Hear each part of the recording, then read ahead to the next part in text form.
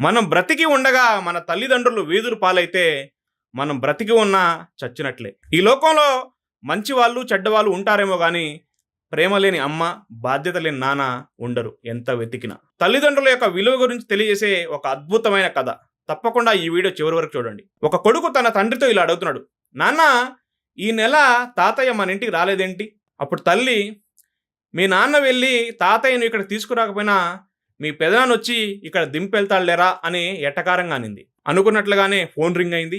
అప్పుడు తల్లి ఇలా అనింది, నేను చెప్పాను కదా మీ అన్నయ్య అయి ఉంటాడు, ఫోన్ ఎత్తండి, మీ నాన్నని తీసుకెళ్ళమని చెప్పడానికే ఫోన్ చేసుంటాడు. అప్పుడు తండ్రి, అవును అన్నయ్య కాల్ చేస్తున్నాడు అంటూ ఫోన్ తీసుకొని మాట్లాడాడు. వాళ్ళ పెదనాన్నేమో ఇలా మాట్లాడుతున్నాడు.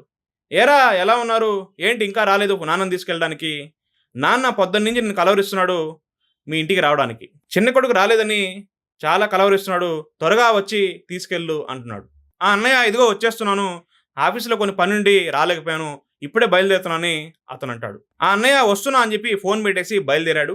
ఇదంతా గమనిస్తున్న తన కొడుకు తన తండ్రితో ఇలా అంటాడు, నాన్న నాకు ఒక డౌట్ తీరుస్తావా? అప్పుడు తండ్రి, ఇప్పుడేం డౌట్ రా, ముందు వెళ్ళి మీ తాతయ్యని తీసుకురాని, అప్పుడు నీ డౌట్ తీరుస్తాను అని అంటాడు. లేదు నాన్న, నా డౌట్ ఇప్పుడే తీర్చాలని ఆ పిల్లవాడు మొండి పట్టుబడతాడు.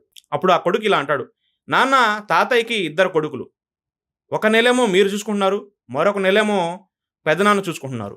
ఇలా ఒక నెల మీరు, ఒక నెల పెదనాన్న మార్చి మార్చి చూసుకుంటున్నారు.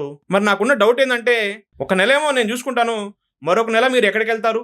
నీకున్నదే ఒక్క కొడుకే కదా. ఆ మాటలకి తండ్రి ఉలిక్కిపడ్డాడు ఒక్కసారిగా. అందుకే కన్నవారిని పంచుకోకూడదు, ఎందుకంటే వారు మనకి ప్రేమను పంచారు. ఈ కథలో చాలా పెద్ద గుణపాఠం ఉంది. చాలామంది కొడుకులు తమ తల్లిదండ్రులు భారంగా భావించి పంచుకుంటుంటారు. ఒక నెల నువ్వు చూడాలని, ఒక నెల నువ్వు చూడాలని, ఈ విధంగా పంచుకుంటూ ఉంటారు.